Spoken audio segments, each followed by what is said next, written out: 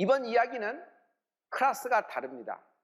다른 스토리라인과는 확실한 차이가 느껴지고 집중을 갖고 오고 있어요. 그것은 무엇이냐면, 제가 어떤 사람이 이야기하는 걸 들었는데 중문을 얘기하는 걸 들었어요. 중문이 열린다는 거예요. 성도 여러분, 현관문이 있죠.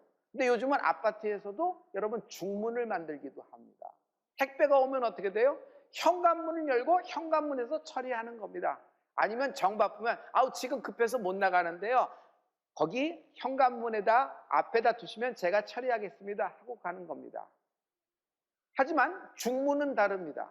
중문이 열린다는 것은 가족입니다. 중문이 열린다는 건 관계가 굉장히 깊은 겁니다. 들어와서 거실에서, 들어와서 식당에서 나와 같이 더불어 먹고 마시며 교제라는 것을 얘기해요. 깊은 관계를 얘기하는 겁니다. 오늘의 이야기의 특징은요, 중문이 있는 이야기입니다. 딸바보 엄마가 딸 살리려고 자존심 버리고 매달리고 애쓰는 그런 이야기의 한 꼭지만은 아닙니다. 여기에 핵심은 간청하는 여인의 믿음도 있지만은 구원의 기적이 베풀어지는 순간이 있는 것입니다.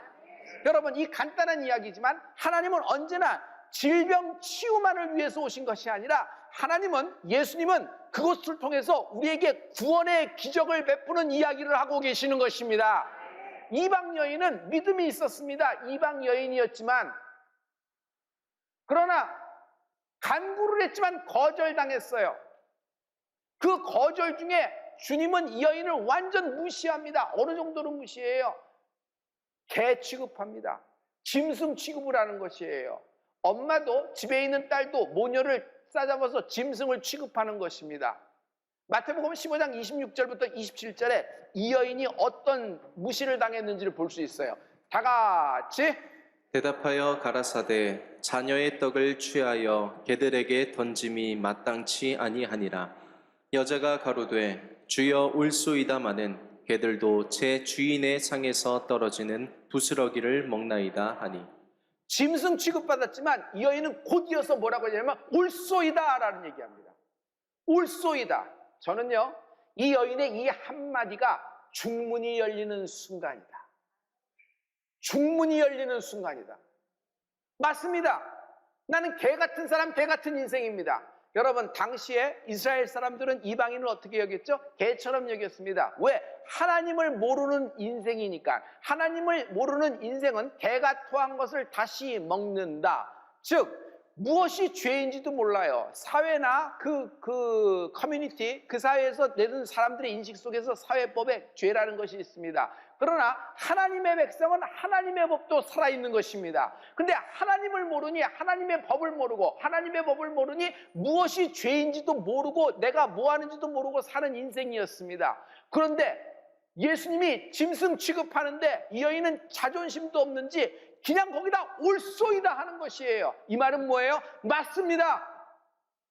나는 죄인입니다 라는 얘기예요.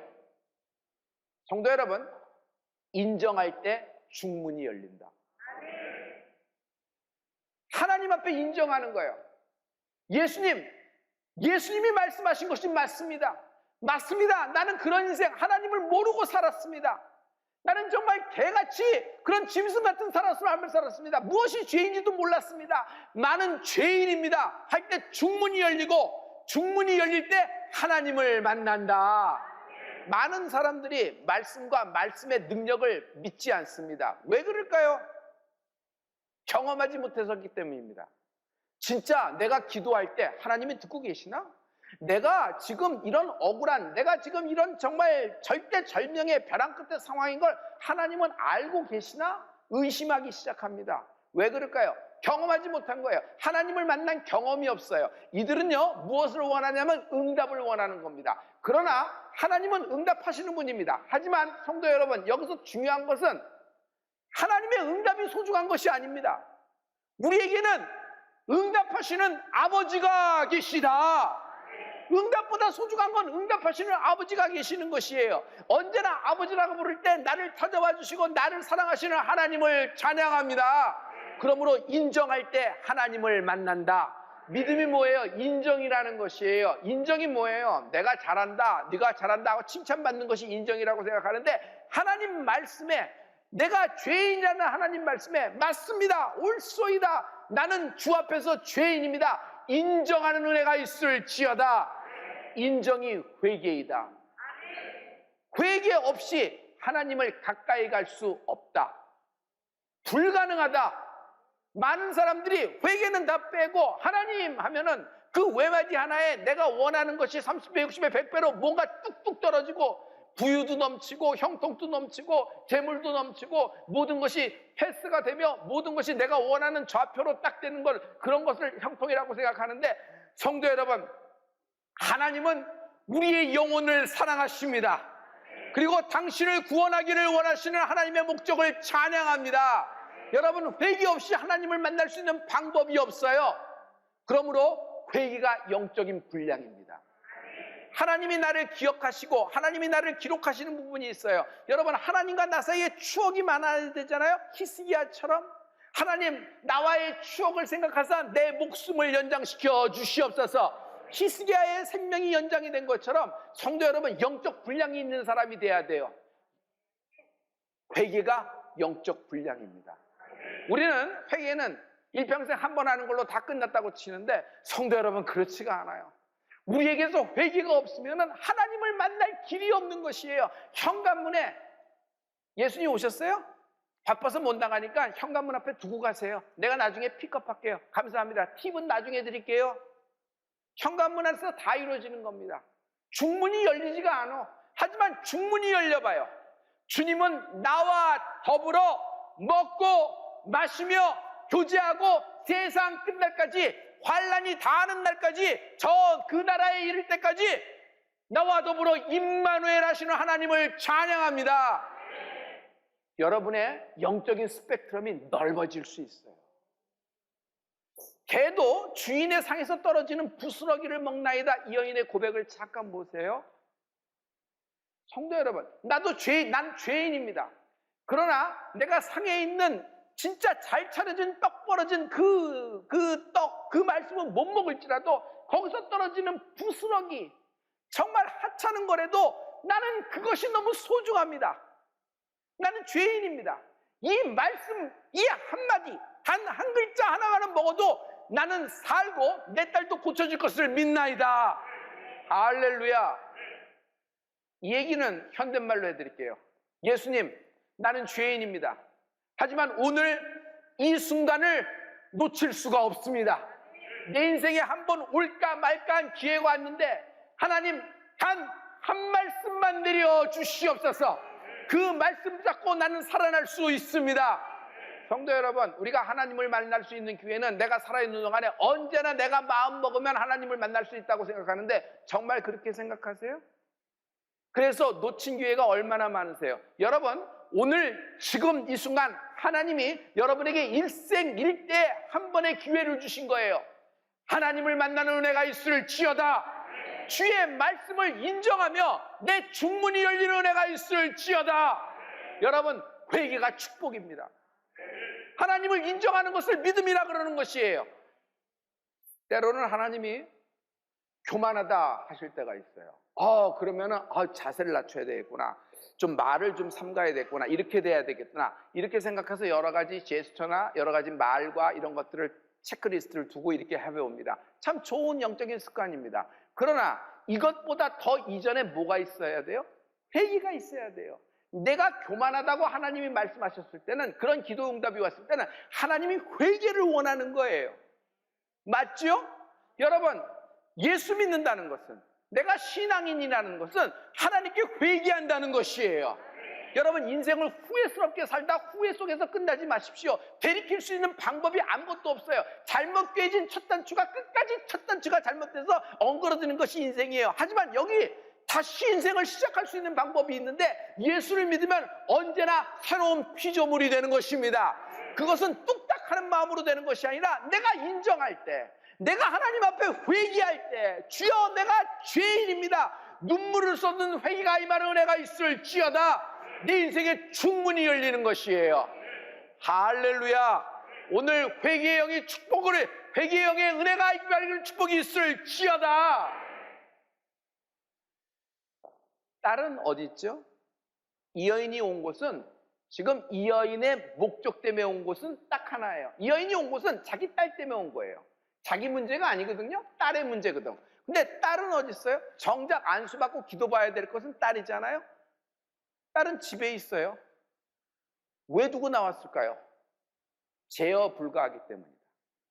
이 딸은요, 흉악한 귀신이 들렸다 그랬어요. 여러분, 학교를 가겠어요? 이 어린 딸이 재능을 찾아낼 수 있을까요? 지능이 있어도 그 지능을 활용할 수 있을까요? 친구를 새길 수가 있을까요? 얘를 데리고 나오면 지난번처럼 사람들 앞에서 또 발작을 하면 어떡하지? 사람들은 화가 나서 무서워서 돌을 들고 던져버릴 거야. 그럼 내 아이는 돌 맞아 죽을 거야. 공포감이 확 쌓입니다. 엄마는요, 이 딸을 사랑합니다. 그러나 한편으로는 이 어린 딸이 부끄럽습니다. 수치스러워요. 숨기고 싶은 존재예요. 차라리 없었으면은 나도 좋고 딸 자신도 좋았을 텐데 하찮은 딸이에요. 그런데 하나님은 하찮은 사람을 사랑하십니다. 엄마와 딸은요, 결합이 되어 있어요. 뭐가 결합이 되어 있어요? 마음이 결합이 되어 있습니다. 또 영적으로도 결합이 되어 있습니다. 영적인 결합을 소울 타이라 그래요. 보죠? 여러분, 딸이 아프면 엄마도 아파요. 딸이 한번 웃으면 엄마는 생기가 도는 거예요. 왜? 많이 결합이 되고 마음이 통하고 이렇게 같이 친밀한 존재이기 때문에 그렇다는 거예요. 하지만 딸이 발작을 해보세요. 엄마는 공포감에 확 쌓입니다. 내 딸의 발작이 끝이지 않고 청소년, 청년, 장년이 돼서도 계속되면, 영원히 지속되면 어떡하지? 지금은 괜찮겠지만, 내가 가려주겠지만, 내가 힘이 없어지고 내가 없으면 내 딸은 어떡하지? 이 공포증은요, 두려움과 함께 마음과 집안, 패밀리를 전체를 다 장악하고 있습니다. 이것이 사단의 역사예요. 사단의 역사는 두 가지 영역을 침범합니다. 두 가지 영역이 뭐죠? 내 감정의 영역을 장악해버립니다. 그리고 내 감정과 생각을 장악해서 내 육신을 마음대로 마비시키고 제어합니다. 그리고 또 하나, 내 환경입니다. 내 환경에 절대적인 영향을 미치는데 내 환경을 어둠의 그림자, 죽음의 그림자로 확 눌러버리는 것이에요. 집안 전체가 초상집이고 항상 그런 시간에, 그런 날에, 그런 분위기로 계속 진행될 겁니다. 언제 끝나지도 모를 것으로 영원히 지속되는 느낌으로 그 공포증으로 확 있는 것이에요. 여러분, 여기서 하나님이 필요할 순간인데, 하나님은 어떤 분이에요? 하나님은 두려움을 내어 쫓아내신다. 하나님은 이런 공포증, 이런 두려움을 내어 쫓으신다. 어떻게 하나님이 이런 공포증을 내어 쫓을 수 있을까요? 하나님의 사랑이다. 요한일서 4장 18절과 19절에 보면은 여러분, 오늘 결정적인 우리에게 주시는 생명 되시는 말씀이 있어요. 이 말씀을 먹어라. 우리 다 같이, 사랑 안에 두려움이 없고 온전한 사랑이 두려움을 내어 쫓나니 두려움에는 형벌이 있습니다. 두려워하는 자는 사랑 안에서 온전히 이루지 못하였느니라. 우리가 사랑함은 그가 먼저 우리를 사랑하셨음이라. 온전한 사랑이 두려움을 내어 쫓느니라. 몽둥이로 쫓아요? 부치깽이로 들면 쫓아요? 소리 지르면 끝나요? 아니에요. 사랑, 하나님의 사랑, 하나님의 사랑이 임하면요, 여러분, 두려움은 도망가게 돼 있어요. 하나님의 사랑이 두려움을 내어 쫓는다. 하나님의 사랑이 공포증을 내어 쫓는다.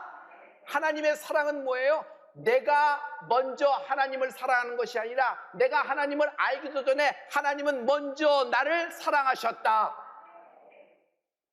어떤 때는 내가 하나님을 몰랐어요. 저 가나안 여인처럼. 그래서 마음대로 떠들어댄 거예요. 하나님을 욕하기도 했습니다.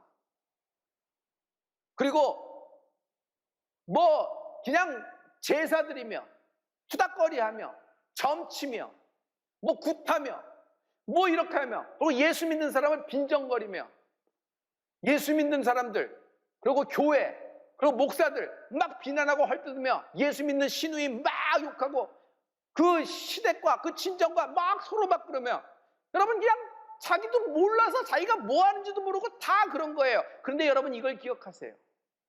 그러는 와중에도 하나님은 당신을 사랑하신 것이에요. 하나님을 몰랐어요.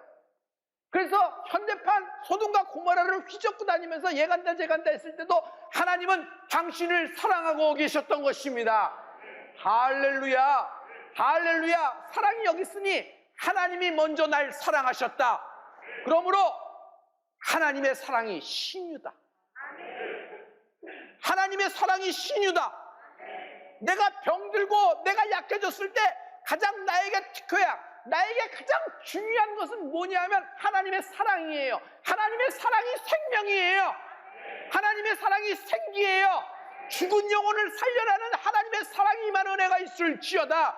하나님의 사랑이 임하면요, 여러분 그 어두움, 그 공포 같이 존재할 수가 없어요. 밀려 뚝 떠나버리는 것이에요.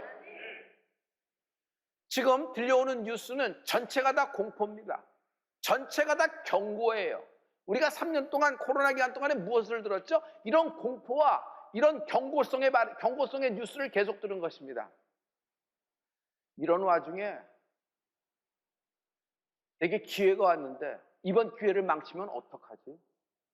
사람들 앞에서 발표하다가 내가 손을 떠는 것이 들키면 어떡하나? 내가 불안해서 나는 발을 떠는데 이것이 들키면 어떡하지? 내 불안한 마음이 저들이 알면 어떡하지? 대인 공포감을 확 칩니다. 그래서 이 사람은 기회가 자기에게 찾아왔는데도 지레 겁먹고 포기해버려요. 마치 마음이 좁아서 다른 사람에게 양보하는 것처럼. 하지만 이건 공포증 때문에 그래요. 사회에서 어떤 불안감은 아주 긍정적인 요인으로 작용되면서 다음 판으로 갈 수 있는 어떤 동기도 부여합니다. 근데 이것은요, 일상생활이 불가능할 정도로 공포증에 휘말리는 겁니다. 그래서 사회생활이 안 돼요. 사회 공포증으로 확 들어가 버린 겁니다. 차라리 내일이 디데이지만 오늘 내가 아파서 응급실로 가면 좋겠어. 합법적인 이유가 되잖아. 핑계거리가 되잖아. 냉장고를 열었는데 유통기간이 지난 우유가 보여. 이거 확 마시고 그냥 속이 틀어지면 차라리 좋지 않을까? 별의별 생각이 다예요. 지금은 모든 것이 다 오른 인플레이션입니다. 대한민국만 그런 것이 아니라 세계 전체가 그러려니 하지만은 여러분 참 이상해요. 모든 것이 다 올랐는데 내 월급만 제자리예요. 일이 끊기면 어떡하지? 경제적인 공포증이 확 들어옵니다. 이번 코로나 기간에 확진되신 분들이 수도 없이 많습니다. 여러분 그때 우리가 느낀 게 뭐예요? 공포 아니었어요? 가족하고 떨어지네, 격리되네, 내가 돌아 못 가면 어떡하지? 내가 여기서 이렇게 수치가 올라가지 않으면 어떡하지? 과연 이 상태로 이렇게 돼서 어떤 장기에 데미지가 가면 어떡하지? 이런 두려움과 공포증이 그냥 꽉 밀려드는 것입니다. 나는 기저질환이 있는데 나는 근처로도 가면 이건 이것 때문에 사인이 될 수도 있을 거야. 내 인생이 여기서 끝날 수도 있을 거야. 굉장한 공포증으로, 굉장한 두려움으로 막 쌓입니다. 그런데 이 두려움, 이 공포증은 하나님의 사랑이 두려움을 쫓아내신다. 할렐루야. 오늘 모든 두려움에 눌린 영혼들, 공포증에 눌린 영혼들, 오래된 질병에 눌린 영혼들에게 하나님이 선포하십니다. 주의 사랑이, 하나님의 온전한 사랑이 두려움을 내어 쫓나니 하나님이 당신을 사랑하신 증거입니다. 이 여인의 이야기는요, 결국 이 딸의 신유로 나타납니다. 하나님은 시간과 공간을 초월하여 주의 능력을 나타내십니다. 할렐루야. 여인은 예수님께 왔지만 정작 중요한 딸은 집에 있어요. 물리적인 거리가 떨어져 있는 것입니다. 자, 마태복음 15장 28절의 말씀입니다. 우리 다 같이.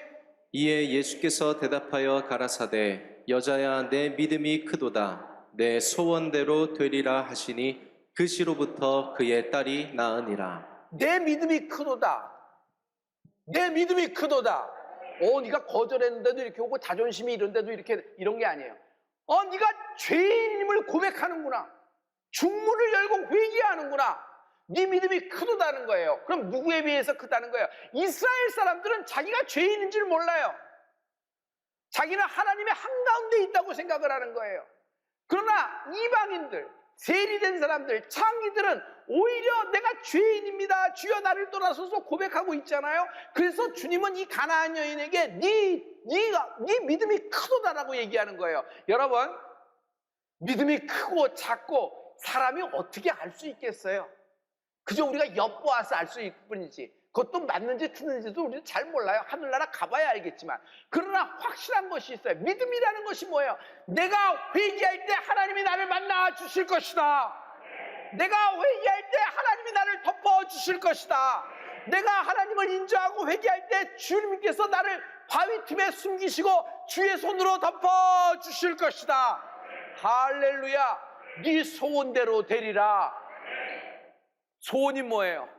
흉악한 귀신 들린 딸이 정상으로 돌아오는 거예요. 그러나 지금 그 딸은 예수님 앞에 발 안에 있지 않고 내가 있는 것이고 내 딸은 집에 있는 것이에요. 그런데 네 소원대로 되리라 하니 그 말씀이 떨어졌던 시간, 그 시로부터 집에 있는 딸이 나으니라. 할렐루야. 여러분, 결합된 거 맞죠? 엄마의 믿음으로 딸이 난 거예요. 그리고 엄마가 안수받고 엄마가 기도받고 엄마가 응답받았는데 딸이 낳은 거예요. 이런 역사가 어떻게 있을 수 있어요? 이건 하나님의 놀라운 역사란 말이에요.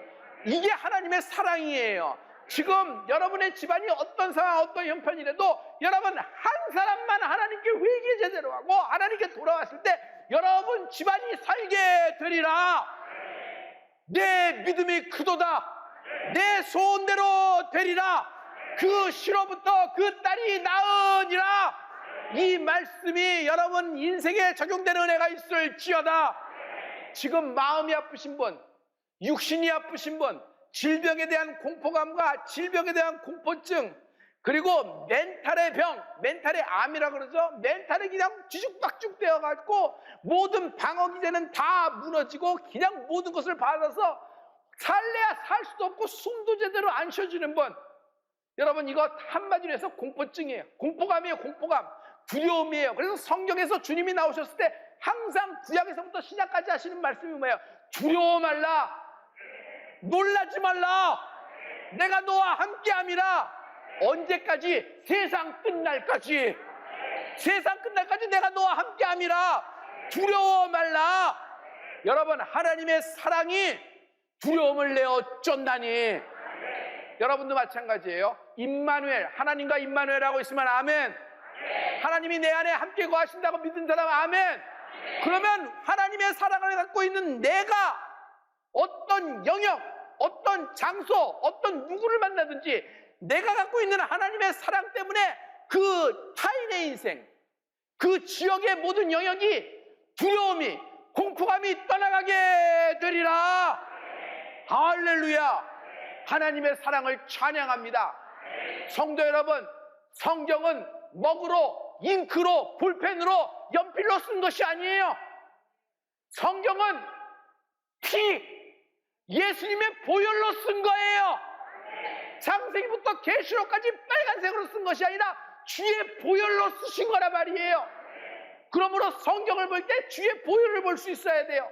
하나님의 말씀을 들을 때 주의 보혈이 들려야 돼요. 그냥 내가 하나님을 오늘 성전 왔으니 하나님이 이 기도 들어주시고 성전 와서 내가 현장 예배도 하고 이렇게 하나님께 했으니까 나 오늘 헌금도 했잖아. 그러니까 내가 생각한 거 30배, 60배, 100배로 뚝뚝 떨어져야 되는데 왜 안 되지? 이렇게 생각한단 말이에요. 절대로 그렇지 않아요. 내 오늘 중문이 열릴지어다. 주의 보혈 앞에 무릎 꿇는 은혜가 있을지어다. 하나님이 당신을 사랑하십니다. 여러분, 회개한 여러분에게 중문이 열리고 하나님과 더불어 세세토록 여러분 임마누엘하는 여러분의 인생이 되길 예수 믿도록 축복합니다. 하나님의 사랑이 당신에게 신이로 나타날 거예요. 하나님의 사랑이 당신에게 응답으로 나타날 거예요. 하나님의 사랑이 좌절하고 비탄과 인생이 묶여서 과거에 묶여서 잃어버린 모든 인생을 하나님이 새로운 피조물로 만들어 주실 것입니다. 여러분, 누가 나를 새롭게 할 수 있어요? 오직 주의 보혈이 나를 새롭게 할 수 있는 것이에요. 그러므로 형제여, 그러므로 자매여, 주의 보혈을 사모합니다. 주의 보혈을 찬양합니다. 주의 보혈이 가득한 인생이 되고 주의 보혈이 가득한 기업과 주의 보혈이 가득한 나라가 되기를, 그런 교회가 되기를 예수를 믿도록 축원합니다. 이 하나님의 주의 보혈, 주의 사랑을 갖고 있는 자, 이 자들이 여러분 대한민국에 하나님의 나라를 이루는 축복이 있을지어다. 여러분의 모든 자녀에게서, 여러분 인생 자신에게서, 여러분 주님의 보혈을 갖고 있는 당신을 통하여 하나님이 선한 목적을 이루실 것입니다.